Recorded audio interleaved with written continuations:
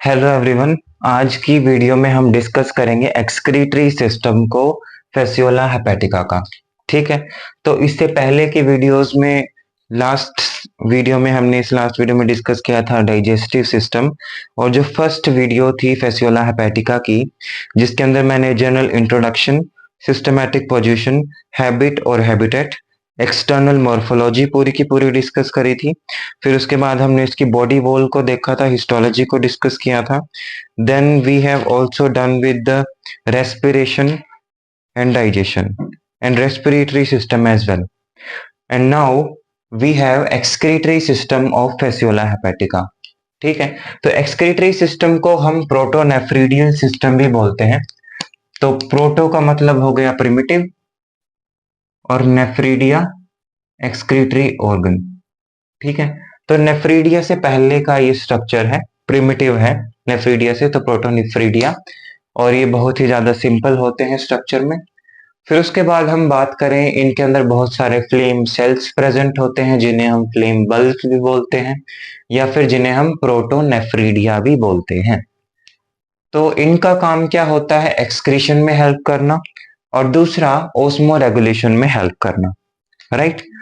फिर उसके बाद अगर हम इसमें बात करें, तो इनके पास बहुत सारे फ्लेम सेल्स तो हैं, लेकिन ये सारे के सारे कनेक्टेड हैं बहुत ही ज्यादा कॉम्प्लेक्स सिस्टम में, जिनके अंदर बहुत सारे डक्ट्स हैं, वेसल्स हैं, ट्यूब्यूल्स हैं, ट्विग्स हैं, और भी बहुत सारे ट्रंक्स हैं। ऐसे डिफरेंट डिफरेंट टाइप के इनके अंदर स्ट्रक्चर्स हैं जो बाद में कनेक्शन कर रहे हैं। बहुत ही ज्यादा कॉम्प्लेक्स इनके स्ट्रक्चर हैं। तो अब हम डायग्राम बनाना शुरू कर रहे हैं। सबसे पहले हम स्टार्टिंग करेंगे फ्लेम सेल से। ठीक है। तो first we are discussing about the flame cell.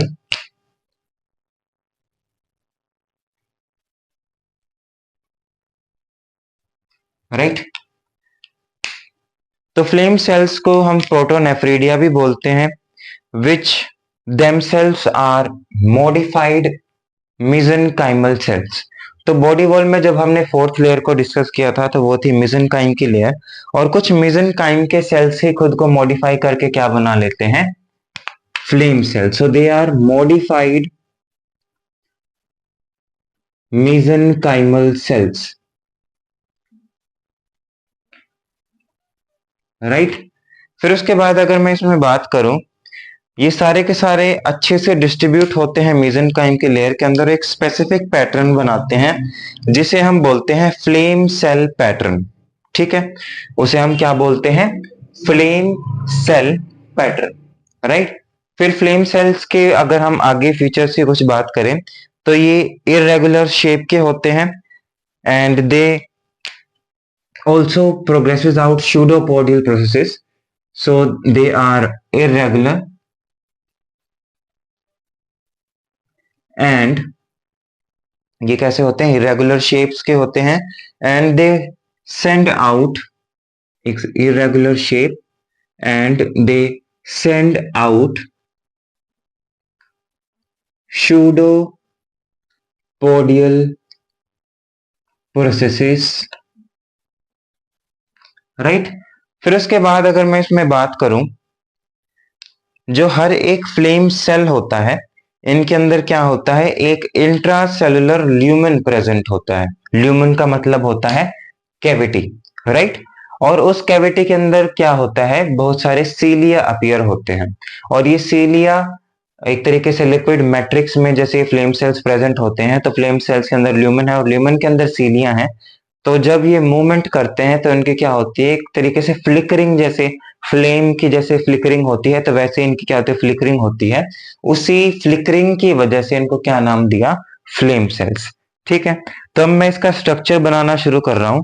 सबसे पहले I have shown a collecting duct.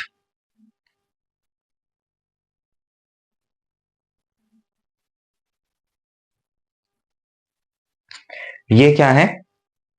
Collecting duct.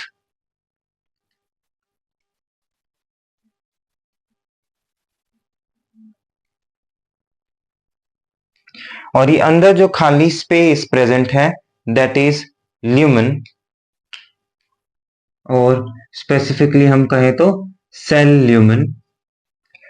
फिर उसके बाद अगर हम देखें, इसके ऊपर क्या है, बहुत सारे बेसल ग्रेन्यूल्स प्रेजेंट हैं।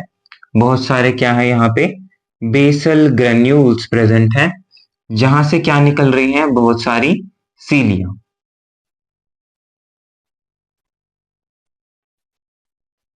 राइट। तो इन बेसल ग्रेन्यूल्स से क्या निकल रही हैं, बहुत सारी सीलियां। राइट। फिर उसके बाद हम बात करें, इसके बाद हम इसमें देखने को मिलता है pseudopodial processes and globules for excretion processes. Right. Basal granule के बाद अगर हम इसके स्ट्रक्चर को ध्यान से देखें तो इस तरीके से यहां से क्या होता है, एक तरीके से स्यूडोपोडियल यहां से प्रोसेसेस आउट होना शुरू हो जाते हैं इस तरीके से। राइट। और इसके अंदर क्या है, बहुत सारे एक तरीके से ग्लोब्यूल्स प्रेजेंट हैं जो एक्सक्रीशन में हेल्प करते हैं। So these are globules of excretion. Right.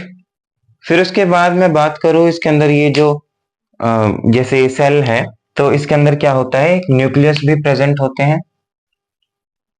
So this is nucleus and they are projecting outwards their pseudopodia processes. So these are pseudopodia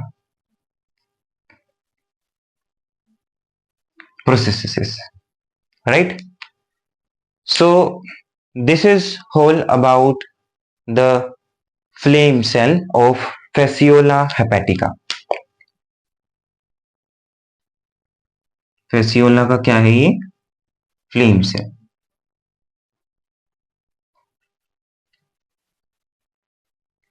right. cilia, so they are all are compressing like a ciliary flame. तो CLLIARY ciliary flame like appearance ये दे रहे हैं बहुत सारी cilia. Right. So this is a whole about the flame cell. और ये जो मतलब ये फ्लेम सेल है, ये एक तरीके से लिक्विड मैट्रिक्स के अंदर प्रेजेंट होती है। राइट। और इस जैसे एक तरीके से जो बॉडी होती है वहां पे, जैसे मेसेनकाइम पे लिक्विड मैट्रिक्स है, लिक्विड लेयर है, तो वहां पे क्या करते हैं, फ्लिकरिंग मूवमेंट ये क्या करते हैं, सीलियरी, ये सारे के सारे जो सीलियां एक तरीके से फ्लिकरिंग लाइक, जैसे आग है, जैसे वो फायर है, वो फ्लिकरिंग शो करती है, वैसे ही सीलियां क्या करती हैं, फ्लिकरिंग शो करती हैं। इसलिए इनको क्या नाम दिया, फ्लेम सेल। ठीक है। फ्लेम सेल के बाद हम डिस्कस करेंगे अब कुछ एक्सक्रीटरी डक्ट्स को, कि उसके बाद ये कैसे अपने ट्यूब्यूल्स को, डक्ट्स की, वेसल्स की और कैनाल्स की फॉर्मेशन करती है। तो जल्दी से इसका स्क्रीनशॉट ले लीजिए।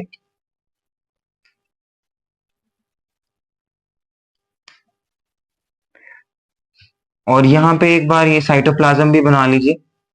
जैसे सेल है तो ये क्या है, इसके अंदर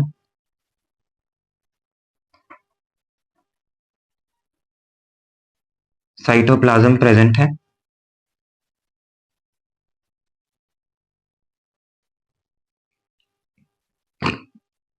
राइट।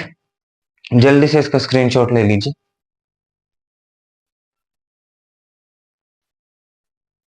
अब हम डिस्कस करेंगे इसके बाद कौन कौन से डक्ट्स जो यहाँ से अपीयर होते हैं, फिर इसके बाद कलेक्टिंग डक्ट्स के बाद। तो अगर मैं इसके स्ट्रक्चर को देखूं अच्छे से, डक्ट्स को, तो ये जो बहुत सारे ये जो फ्लेम सेल्स हैं, ये क्या करते हैं, एक्सटेंड करके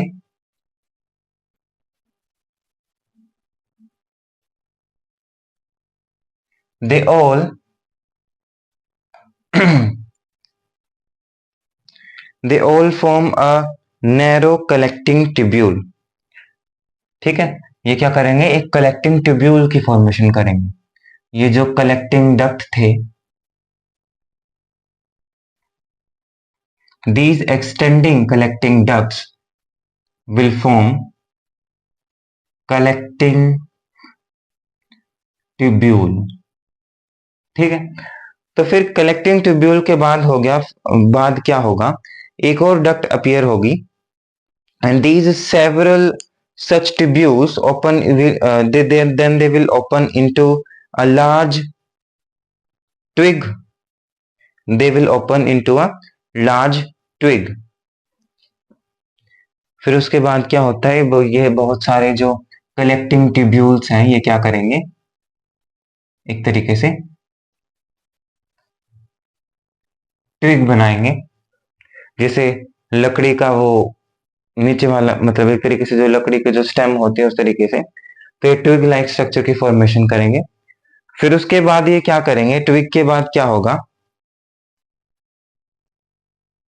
then they will open into excretory vessels, then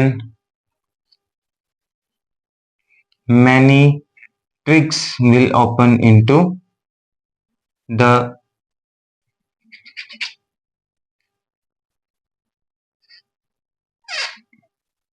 excretory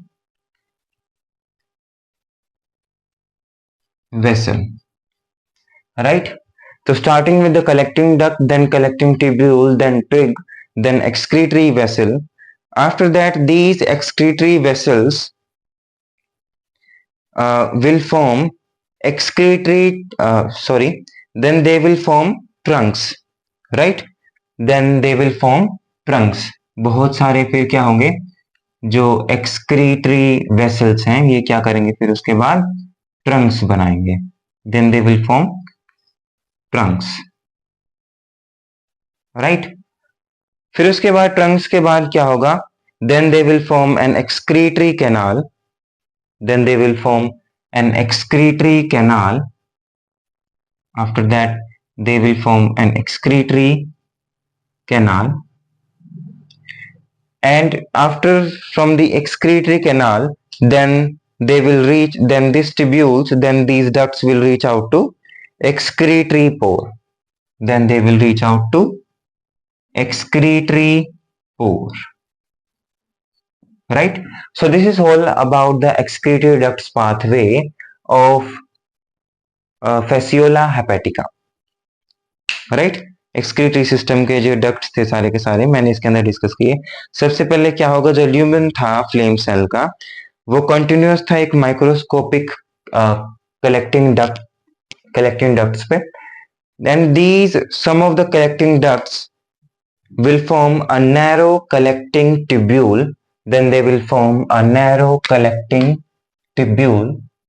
After this narrow collecting tubule, several such tubules, बहुत सारे ये tubules जो होंगे, फिर उसके बाद ये क्या करेंगे, एक larger twig duct के अंदर ये क्या करेंगे, open करेंगे, then they will open to the twig.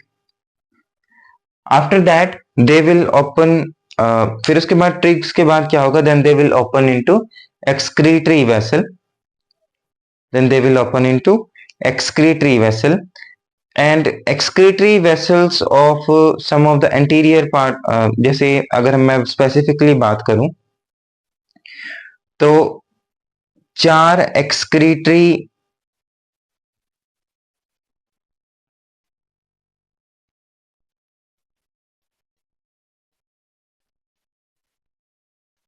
अगर मैं इसमें स्पेसिफिकली बात करूं, जो ये एक्सक्रीटरी वेसल है, ये जो एक्सक्रीटरी वेसल है ये क्या करती है, ये 4 ट्रंक्स में ओपन करती है। 2 तो होते हैं anterior, 2 of them are anterior and 2 of them are posteriorly present, right? 2 trunks are posteriorly present and 2 trunks are ventrally present, and they will combined, then they will combine to form a excretory canal which is present ventrally, right? थोड़ा सा ventrally present क्यों present होती है, क्योंकि जो excretory पोर है ये भी बिल्कुल लास्ट पे एंड पे, जैसे हमने देखा था बॉडी के बिल्कुल ब्लंट साइड पे बिल्कुल नीचे प्रेजेंट था पोस्टीरियरली, और ये उभरा हुआ था कहाँ पे, वेंट्रल साइड पे, राइट? तो ये भी कैसे होता है, एक्सक्रीटरी कैनाल भी थोड़ी सी वेंट्रली साइड क्या होती है, ये लोकेटेड होती है। So this is all about the excretory ducts, starting with the collecting duct, then they will form collecting tubule, then the twig, then excretory vessel, and four excretory then these excretory vessels will open into four trunks, you can say. Two are anteriorly present and two are posteriorly present, right? And these trunks will form a excretory canal that is longitudinal, and it extends up to the posterior end of the body and opens to the single excretory pore. ठीक है? And all the ducts except the longitudinal canal are lined with the cilia, right? तो सिर्फ इसको excretory canal को, ये कैसे होती है, लॉन्गिट्यूडनल होती है, और ये सीलिया से लाइंड नहीं होती है, बाकी सारी ये सीलिया से लाइंड होती है, ठीक है? So all the ducts except the single median longitudinal canal are lined with cilia. जल्दी से इसका स्क्रीनशॉट ले लीजिए, फिर उसके बाद हम फिजियोलॉजी को डिस्कस करेंगे कि एक्सक्रीशन में कौन कौन से प्रोडक्ट्स एक्सक्रीट आउट होते हैं from the Fasciola hepatica, right? जल्दी से इसका स्क्रीनशॉट ले लीजिए। अब हम लास्ट टॉपिक इसके अंदर डिस्कस कर रहे हैं एक्सक्रीटरी सिस्टम के अंदर, फिजियोलॉजी कैसी है एक्सक्रीशन की। अगर मैं बात करूं, इनमें मेन जो प्रोडक्ट्स होते हैं एक्सक्रीशन के लिए वो होते हैं फैटी एसिड्स, CO2 और अमोनिया। और ये जो प्रोडक्ट्स होते हैं, एक्सक्रीटरी प्रोडक्ट्स होते हैं, डिफ्यूज कर जाते हैं किसके अंदर, प्रोटोनेफ्रिडिया के अंदर, या फिर जिन्हें हम फ्लेम सेल्स भी बोलते हैं, प्रोटोनेफ्रिडिया और flame cells, right?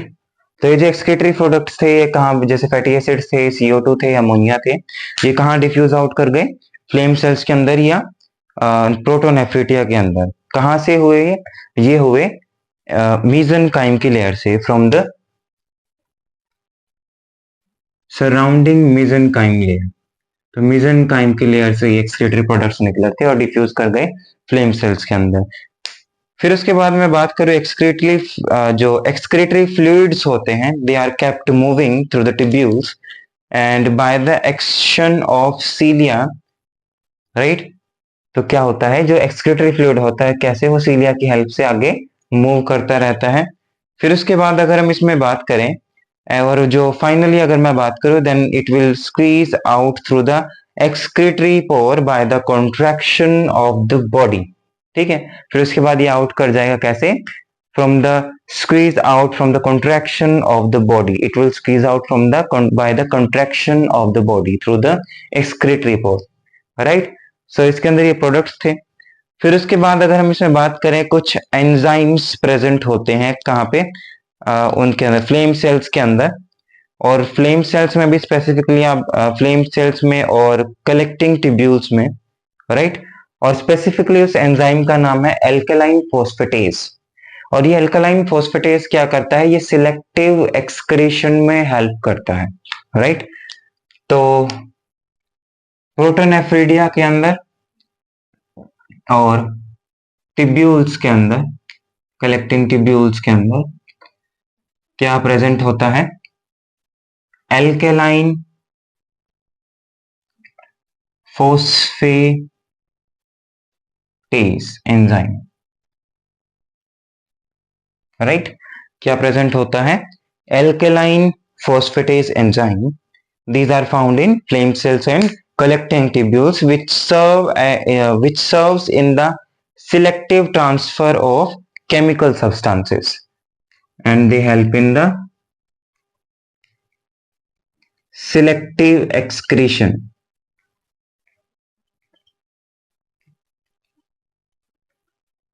of chemical substances, right? फिर उसके बाद हम बात करें, ये जो केमिकल सब्सटेंसेस निकल गए, राइट? और कुछ जो नाइट्रोजनस वेस्ट बचा, वो पास कर जाएगा बॉडी की टेगुमेंट्री लेयर जो है, जो बचा कुचा था, जो some of the nitrogenous waste आप कह लीजिए, some of the nitrogenous waste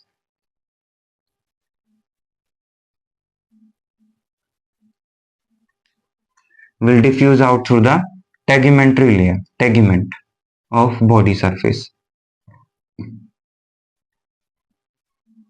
Right? So this is all about the excretory system of fasciola hepatica, जिसके अंदर हमने डिस्कस किए flame cells, then we discuss about the collecting ducts, and last we discuss about the physiology of excretion. Right? तो जल्दी से एक बार quick recap करते हैं. फ्लेम सेल्स के अंदर क्या था? कलेक्टिंग क्या थे? कलेक्टिंग डक्ट्स प्रेजेंट थे, और ये जो कलेक्टिंग डक्ट्स थे उसके बाद ये फर्दर एक्सटेंड कर रहे थे कलेक्टिंग टिब्यूल्स के अंदर.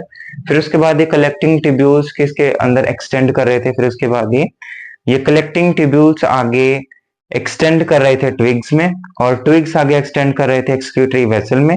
एक्सक्रीटरी वेसल्स आगे जाके 4 ट्रंक्स में डिवाइड कर जाते हैं, 2 anterior 2 posterior, and both pairs of these trunks will further connect to form excretory canal, and from the excretory canal it will terminates to excretory pore.